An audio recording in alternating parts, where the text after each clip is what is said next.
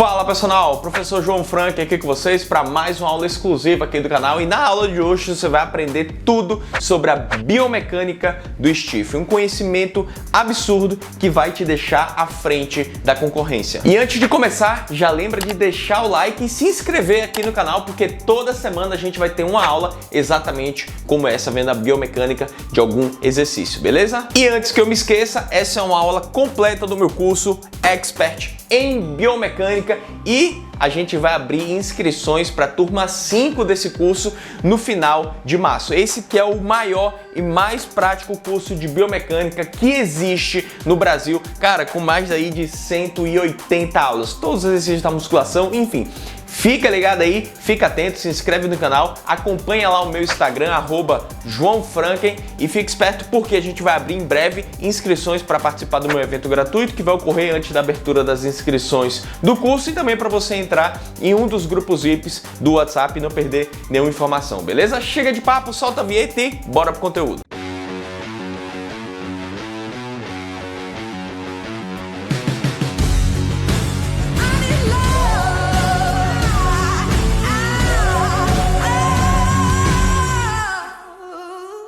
O stiff é um poderoso exercício para posteriores de coxa e, de certa forma, também os glúteos, tá? Muita gente fica nesse dilema de que o stiff é para paravertebral, o stiff é só para glúteo, o stiff não é para isquiotibiais. Mas, na verdade, é para todos eles. Os paravertebrais vão trabalhar de forma isométrica para manter a coluna alinhada, somado à isometria dos músculos escápulo-torácicos. Além disso, a gente também vai ter a participação de bíceps e tríceps, já que a gente vai ter uma carga sustentada no membro superior, causando uma força de luxação inferior da cabeça do húmero. Então, a força desses músculos vai coaptar a cabeça do húmero dentro da cavidade glenoide, impedindo que haja essa luxação inferior. Então a gente tem um trabalho, assim como o levantamento de terra, do corpo geral, por assim dizer. A gente vai ter trabalho do bíceps, do tríceps, trabalho da musculatura adutora da escápula, trabalho dos músculos paravertebrais, trabalho dos músculos abdominais superficiais e profundos pela manobra de brace, e a gente vai ter de forma agonista o trabalho dos isquiotibiais, tá? Dos 4 isquiotibiais, ou seja, bíceps femoral cabeça longa, semitendinoso, semimembranoso e também o adutor magno, que muita gente não sabe, mas ele também é o 4º isquiotibial. E o foco principal dentre os 4 isquiotibiais é no adutor magno. Inclusive, esse é um estudo mostrado na literatura de Donald Newman, que quando o quadril está flexionado, que ele ultrapassa ali os 60, 70 graus de flexão, mais ou menos quando o corpo se encontra nessa posição aqui, quando o tronco se encontra nessa posição, a musculatura do adutor magno, ele tem um grande braço de torque para a produção de força de extensão de quadril, que é a fase concêntrica do stiff. Não só o adutor magno também, mas os outros 3 isquiotibiais. Já para o glúteo, o mesmo estudo mostra que o glúteo tem uma redução drástica da sua ativação, porque ele tem um braço de torque muito reduzido, ou seja, a distância do feixe para o eixo, a distância da aplicação de força, que são as fibras do glúteo, para o eixo de movimento, que é o quadril, eles estão muito próximos. Então o glúteo, ele se ativa muito pouco, ele tem uma redução drástica à medida que o quadril se flexiona, ou seja, à medida que ocorre a fase excêntrica. Já os isquiotibiais e o adutor magno é a musculatura que, quanto mais a fase excêntrica ocorre, maior vai ser a distância da fibra do músculo para o eixo, ou seja, da aplicação de força para o eixo. Então, à medida que o quadril flexiona, os isquiotibiais, os 4 isquiotibiais, principalmente o adutor magno, ele tem um maior potencial de contração, o maior potencial para exercer uma extensão de quadril, que é a fase concêntrica do stiff, para retornar à posição neutra. Mas não significa que o glúteo não vai trabalhar, ele vai, principalmente os feixes inferiores, tá? E principalmente a porção proximal dos isquiotibiais e do adutor magno. Então o stiff, ele é um exercício que trabalha todos os grupos musculares, cada um cumprindo a sua função, cada um com sua peculiaridade. Então a gente vai ter um trabalho geral de todas as musculaturas do corpo, cada um com sua função, cada um com sua peculiaridade. Então a gente vai ter a ativação da musculatura adutora da escápula, ativação dos paravertebrais, ativação do bíceps, ativação do tríceps, ativação da camada superficial e profunda do abdômen e tudo isso em isometria, funcionando como músculos estabilizadores do exercício e de forma agonista, glúteo máximo em menor grau e os 4 isquiotibiais, sendo o adutor magno o principal alvo desse exercício. Tanto é que se você for perguntar para uma pessoa qual é a região da parte posterior aqui do corpo inferior que ela mais sente a dor tardia. E mira, quando você executa o stiff, a tua dor é onde? A dor é nos isquios. Tu sente dor no glúteo quando só faz o stiff? Ela não sente o glúteo, dor tardia, por exemplo, quando ela só executa um treino que a ênfase é no posterior de coxa, utilizando o stiff. Se o stiff fosse para glúteo máximo, ela sentiria dor tardia, porque ela usa muita carga no stiff. Porém, como a gente discutiu agora anteriormente, o braço de torque do glúteo máximo para extensão de quadril no stiff, ele é reduzido drasticamente à medida que o quadril flexiona.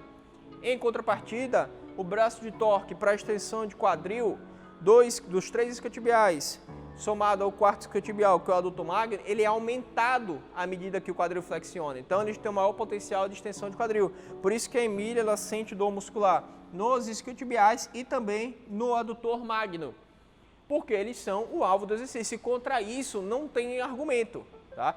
Isso é uma questão mais de física, a questão da análise de braço de torque e até da própria cinesiologia do movimento que a gente acabou de ver, que é uma extensão, uma flexão e extensão de quadril similar ao banco romano.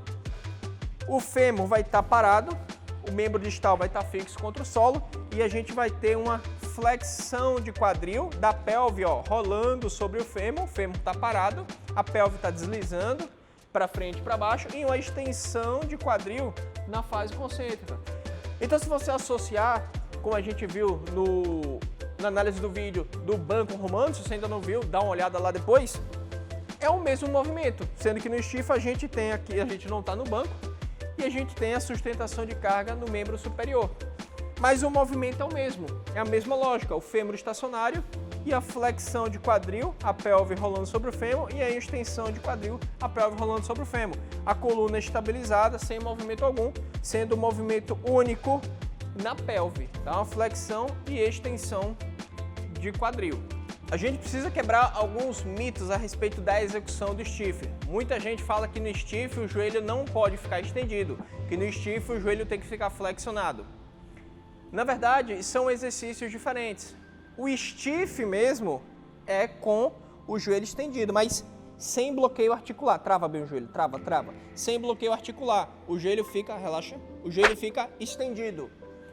O outro exercício é o Romanian Deadlift, que é um stiff com o joelho mais flexionado, que é você fazer a fase excêntrica com o joelho mais flexionado, não é com o joelho estendido. E a gente pode utilizar o Romanian Deadlift como um exercício de aprendizagem para indivíduos que possam apresentar encurtamento nos isquiotibiais. Por quê? Caso a pessoa apresente um encurtamento nos isquiotibiais, um encurtamento de moderado a severo, durante a fase excêntrica, se posiciona direito, durante a fase excêntrica, o joelho estendido, a tendência é de que os isquiotibiais entrem em insuficiência passiva, puxem a pelve em retroversão, faz uma flexão, e a pessoa desça fazendo uma flexão, faz uma flexão maior da lombar, e agora fecha a escapa, fazendo a flexão da coluna lombar, porque os isquiotibiais não vão ter flexibilidade suficiente para ficar com o joelho em extensão e poder executar a fase excêntrica, solta a barra, Emília, e poder executar a fase excêntrica sem que haja qualquer interferência na lombar. Então eles acabam puxando a pelve em retroversão e flexionando a coluna lombar. E aí o sujeito sobe, fazendo a extensão da coluna lombar, somada a uma extensão de quadril da pelve sobre o fêmur. E quando você executa a Romanian Deadlift, que é você desce com o joelho flexionado, aí, quando você executa o Romanian Deadlift com o joelho flexionado, como o joelho vai estar flexionado, essa porção mais distal aqui dos isquiotibiais vão estar em uma posição encurtada, digamos em insuficiência ativa. Então, vai permitir que a porção mais proximal tenha flexibilidade para que ela desça sem perder a curvatura da coluna lombar e possa subir fazendo o movimento de extensão de quadril, sem que haja qualquer movimento na coluna lombar. Então, o Romanian Deadlift é justamente um stiff com o joelho flexionado e sobe. Então, dessa forma, serve como exercício de aprendizagem para quem apresente um encurtamento de moderada severa dos isquiotibiais, não tenha flexibilidade para manter o joelho estendido e descer em uma flexão do quadril excessiva. Agora, o seguinte, o stiff é justamente, pega a barra, o stiff em si, com a grande ênfase nos isquiotibiais, é executado com os joelhos estendidos. Então, aduz as escápulas, Emília, deixa a pelve com a ligeira ativação, estufa o peito, joelho estendido, faz a fase excêntrica. Joelho estendido, ó, perceba que ela faz a fase excêntrica, tá bom? A barra passou da patela, já pode executar a fase concêntrica. Isso, desce novamente, forma lenta. A barra passou um pouco da patela, desce um pouquinho mais, passou um pouco da patela, para aí, fica nessa posição. Perceba que a coluna permanece alinhada. A pelve é que está rolada sobre o fêmur, ou seja, o quadril que está flexionado, o joelho, estende o joelho. Joelho estendido, máximo estiramento dos isquiotibiais e agora sobe, tendo a máxima ativação dos isquiotibiais para fazer essa extensão de quadril, rolando a pelve de volta sobre o fêmur. É a mesma lógica do banco romano, portanto, temos como objetivo principal a ativação dos isquiotibiais e do adutor magno, ou seja, os 4 isquiotibiais. E como a gente viu lá no início, na introdução, o glúteo máximo tem sim uma certa ação, mas é bem reduzida, é ínfima em comparação à ativação dos isquiotibiais. E somado a isso, a ativação isométrica de todos os músculos paravertebrais, dos músculos adutores da escápula e do bíceps e tríceps para conseguir sustentar essa carga sem que haja uma luxação inferior da cabeça do húmero, ok? A forma incorreta de execução do stiff, ela é bem simples de se entender. E é a forma como basicamente 99% das pessoas executam dentro das salas de academia. Vamos lá, Emília. Primeiro, já começa destravando a barra de forma errada. Vai. Ó, já começou destravando a barra de forma errada. E você sabe que é assim que as pessoas fazem. Primeiro detalhe, trava o joelho. Mania de deixar o joelho sempre em hiperextensão, o joelho travado lá atrás, escápula abduzida e de forma lenta faz a fase excêntrica. Muito comum ficar sempre olhando para frente, olhando principalmente para o espelho, as escápulas abduzidas com a hipercifose torácica, consequentemente uma flexão da coluna lombar e sobe, fazendo a extensão da coluna lombar e ainda encaixando o quadril à frente, ou seja, projetando a pelve para frente, fazendo essa hiperextensão da coluna lombar. Perceba como a coluna lombar está flexionada. Novamente, fase excêntrica, olhando para frente, ó. Perceba toda a cifose única que apresenta a coluna até embaixo, o joelho travado, ó. A hiperextensão do joelho, causando estiramento excessivo nos ligamentos posteriores e sobe, fazendo a extensão e uma hiperextensão da coluna lombar, somado à extensão do quadril da pelve sobre o fêmur. Então, relaxa. Se você for analisar, é exatamente isso que acontece dentro das salas de academia. Pode soltar, pode descansar. Uma completa falta de orientação para com a correta execução do stiff.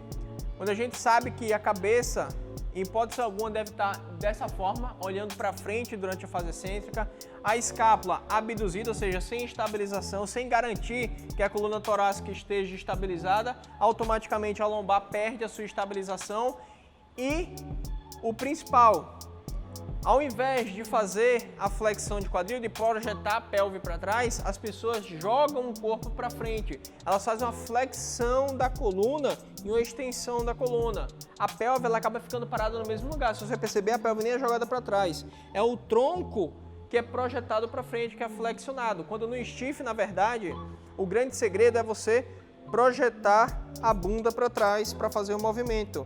A coluna ela vai inclinar porque ela está presa na pelve, pelo sacro, então obviamente que ela não vai se mexer.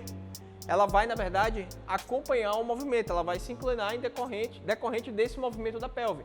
Então no stiff, você não deve jogar o tronco para frente, jamais oriente seu aluno ou permita que ele jogue o corpo para frente com a barra e deixe a pelve aqui parada no mesmo lugar. O stiff é uma projeção do quadril para trás. É você pedir que o aluno jogue a bunda para trás em direção à parede e mantenha a coluna alinhada durante todo o movimento. E uma estratégia que você pode utilizar com o aluno para que ele mantenha a coluna alinhada, você pode usar um bastão, tá? E pedir para ele segurar o bastão, uma mão aqui e a outra na lombar. Uma mão por trás aqui, ó. Isso, assim, ó. Isso. Manteve esse padrão, você vai pedir que o aluno mantenha fora de contato do bastão a lombar.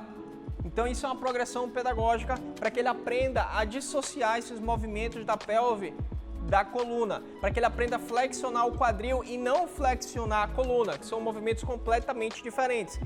Então posicionou o bastão na coluna do aluno, a coluna cervical não pode encostar no bastão, a cabeça encosta no bastão, as escápulas encostam no bastão, a coluna lombar fica fora do bastão e ela encosta na bunda, ela encosta no sacro.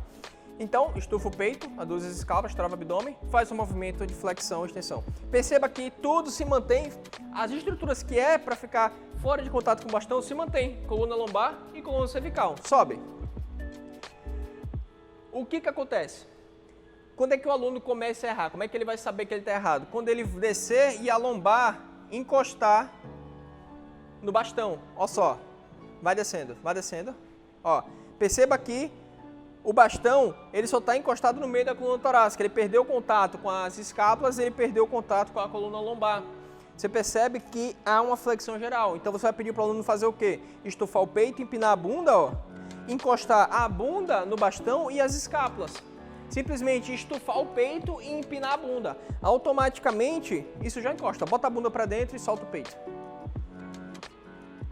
Só com o comando de voz de, fica aqui parada, fecha as escápulas, empina a bunda. Automaticamente, com essas duas ações, fechar as escápulas, estufar o peito e empinar a bunda, automaticamente o posicionamento já é correto. Então você manda ele parar nessa posição e agora iniciar a subida, mantendo esse padrão. Sempre orientando que não é para jogar o tronco para frente, é para ele projetar a bunda para trás enquanto faz a fase excêntrica, mantendo as estruturas que é para estar em contato com o bastão em contato e as que para estarem fora de contato com o bastão. Aí sobe. Então essa é uma progressão pedagógica que você pode utilizar com o aluno para ele aprender a dissociar o que é uma flexão de quadril do que é uma flexão da coluna. No stiff, em hipótese alguma, é para a coluna flexionar. Apenas o quadril flexiona e estende, a coluna fica imóvel, tá? E dessa forma você garante a máxima ativação dos isquiotibiais, sem falar da preservação da integridade da coluna lombar. Uma vez que há um grande braço de torque para a coluna lombar resistir a essa flexão. Então, se você deixa que a coluna lombar flexione, que ela perca o seu alinhamento, ela vai ter uma sobrecarga por conta dessa resistência externa. Ela não vai conseguir absorver e muito menos dissipar essa carga, o que provavelmente pode ocasionar a lombalgia, ou seja, o teu aluno provavelmente vai relatar dores na lombar durante a execução do stiff. Então, se o teu aluno relata que está sentindo dores na lombar durante a execução do stiff, muito provavelmente ele está fazendo o que não deve fazer, o que a gente acabou de ver, que é uma flexão e extensão da coluna. Não está ativando o brace para estabilizar, para coativar os paravertebrais, não está mantendo a coluna alinhada e não está priorizando só a ação de flexão e extensão do quadril da pelve rolando sobre o fêmur, mas uma flexão e extensão da coluna somado também à ação do quadril. Isso, consequentemente, gera uma sobrecarga excessiva na coluna lombar. Então, você perde a eficiência do exercício e ainda põe em xeque a integridade da coluna lombar. Aplicando tudo que a gente acabou de ver, vamos, por fim, para a última análise da forma correta de execução. Então, primeiro detalhe, fica de costas aqui para o pessoal, Emília. Afasta bem os pés. Nada de fazer o stiff com esse afastamento dos pés, tá? Agora desce. Desce assim. Nada de fazer o stiff com esse afastamento. O afastamento, para tu executar o stiff, na largura da pelve, vai lá. Ou seja, os pés na largura da pelve, e aí tá ok. Basta isso, não tem para que executar o stiff com o pé afastado, ok? Fugindo do alinhamento anatômico do membro inferior. Vira de lado de novo, vamos lá. Então, posicionou os pés na largura da pelve, calma. Para destravar a barra do solo, agacha. Faz de forma agachada, é melhor para que não sofra qualquer consequência a nível de lombar. Subiu, ok. Bota a mão ao lado do corpo, beleza. Seguinte, estabilizou as escápulas, ok. Posição neutra das escápulas. Quando é que você vai usar a máxima retração da escápula? Quando o aluno tiver uma hipercifose excessiva. Então, deixa só uma posição neutra, a pelve com a ligeira antiversão, nada de deixar a pelve neutra ou em flexão, ou faz uma antiversão bem excessiva. ou uma antiversão excessiva, ocasionando uma hiperlordose, trava abdômen, pelve neutra, escápula neutra, queixo para dentro. Seguinte, peito estufado, pé na largura da pelve e vai iniciar a fase excêntrica. Movimento de flexão do quadril, a barra alcançou o nível da patela, passou um pouco, já sobe. Movimento de extensão de quadril. Movimento de flexão de quadril até o limite e sobe. Professor, o meu aluno não consegue descer até a linha da patela. Não tem problema, para antes, vai. Desce, parou, sobe. Desce, parou, sobe. Quando é que você vai aumentar de amplitude? Quando você trabalhar a flexibilidade dos isquiotibiais e do adutor magno. Uma vez que eles estejam flexíveis, ele vai conseguir descer até abaixo da patela sem perder o alinhamento da coluna, tendo o máximo estiramento e a máxima eficiência para a contração dos 4 isquiotibiais. Então, manteve tudo alinhado, sobe. Então, perceba que o único movimento que ocorre vai lá, bem lento, é o movimento na pelve de flexão e o movimento na pelve de, sobe, de extensão, mantendo as escápulas estabilizadas, coluna estabilizada, olha a cabeça, vai, desce, a cabeça acompanhando o movimento da coluna, olha para frente. Fica olhando para frente. Nada de ficar olhando para frente. Sobe. Aí, relaxa. Trava. E por que que não é para ficar com a cabeça olhando para frente? Porque é o seguinte, os músculos suboccipitais, eles são conhecidos como o centro de controle tensional da linha superficial posterior, que é uma rota miofacial. Você não precisa estar entendendo isso de forma aprofundada. Mas os músculos suboccipitais, eles são como o centro de comando tensional da linha superficial posterior, da camada miofacial e muscular, que trabalha no equilíbrio e na manutenção do alinhamento da coluna, tá? Então, esses músculos aqui vão trabalhar, os músculos profundos aqui da nuca, eles vão trabalhar em sincronia com a musculatura paravertebral. E o que acontece? Se esses músculos perdem o seu estado de comprimento normal, se eles ficam excessivamente alongados ou se eles ficam em uma posição muito encurtada, esse desequilíbrio nesse grupo muscular vai fazer com que todo o grupo paravertebral tenha que mudar o seu estado tensional para responder à mudança de estado dos músculos suboccipitais. Então o que acontece? Se você deixa a cabeça fora do posicionamento, por exemplo, no stiff, flexiona, olhando para frente, o que vai acontecer é justamente esses músculos paravertebrais terem que equilibrar a tensão para responder ao estímulo que está aqui nos músculos suboccipitais, tá? Isso não é ideal que ocorra durante o exercício. A cabeça ela deve ficar sempre estabilizada e a coluna cervical também, estabilizada em alinhamento ideal, sempre em sincronia com o resto da coluna. Por exemplo, fazer o stiff e ficar olhando para o lado. Todo movimento que você mexer na cabeça, você vai afetar o equilíbrio tensional de toda a musculatura paravertebral por conta desse grupo muscular. Então, tem que ter sempre isso em mente no momento de permitir que o aluno execute esse tipo de coisa, tá? Então, presta muita atenção quando o aluno for executar o stiff para ele jamais estar olhando para frente, aí você usa essa mesma explicação para justificar por que ele não deve estar mexendo a cabeça durante não só o stiff, mas os outros exercícios da musculação.